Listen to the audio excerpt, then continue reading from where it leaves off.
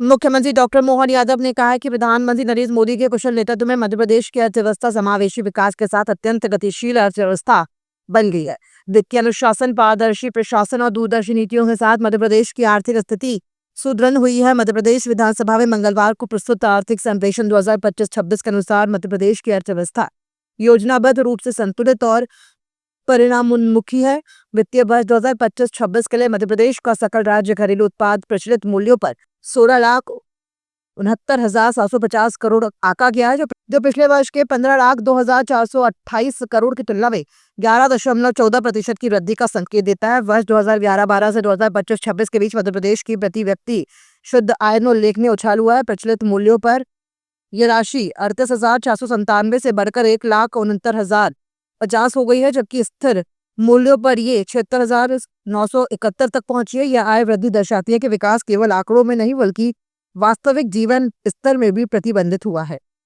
माननीय प्रधानमंत्री जी के नेतृत्व में इसी प्रकार ये विकास का क्रम जारी रखते हुए अब कल हम अपने राज्य के अंदर बजट का पूरे देश के अंदर एकमात्र हमारा राज्य मध्य प्रदेश रहेगा जो हमारा रोलिंग बजट लेते हुए 3 साल के आगामी 1 साल का बजट और 2 साल की बजट की आउटलाइन को जोड़ करके एक नवाचार हम कर रहे हैं, जिस आधार पर यशस्वी प्रधानमंत्री की अपेक्षा मध्य प्रदेश से है।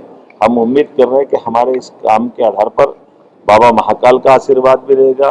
हमारे अधिकारी, कर्मचारी, आम जनता और सारे लोगों ने मिलजुल करके जो विकास का संकल्प लिया है, निश्चित रूप से हम उसमें सफल होंगे कि मध्य प्रदेश की आर्थिक विकास दर संरचनात्मक सुदृढ़ता और समावेशन और वित्तीय अनुशासन के बलबूते पर बहुत अच्छी स्थिति में आज तक की सबसे तेज गति से आगे बढ़ने वाली ये सिद्ध हुई है, जिसके केवल 2 वर्ष के बीच 2023-24 और 24-25 दोनों वर्ष का अगर पूंजीगत व्यय अगर देखता हूँ तो ये 46% की अभूतपूर्व वृद्धि हुई है और खासकर यह सरकार के अधोसंरचना पर निवेश के फोकस को भी बताता है और इस नाते से कि ये जो हमारा 25-26 में लगभग 82,513 करोड़ की होने की संभावना है। पूंजीगत व्यय में तेजी का सीधा संबंध नए उद्योग, बेहतर कनेक्टिविटी और रोजगार के अवसरों से होता है। इससे स्पष्ट है कि सरकार केवल घोषणा नहीं कर रही है बल्कि जमीन पर निवेश उतार रही है। यह उस प्रकार की बात है जिसके आधार पर मैं केवल एक राज्य से, कांग्रेस की सरकार से अगर इसकी कंपैरिजन करना चाहूँगा तो बताना चाहूँगा कि 2025-26 में कर्नाटक जैसे विकसित राज्य का जो पूंजीगत व्यय वो 71,336 करोड़ रुपया है।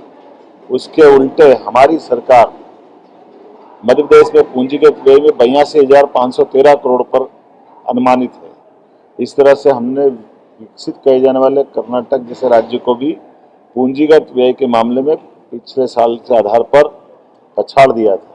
मैं उम्मीद करता हूं कि जिस प्रकार से जीएसडीपी में हमारी वृद्धि हो रही है, ये 10% की वृद्धि गत वर्ष थी और इस साल ये हमारी ग्रोथ 11% से आगे जा रही है।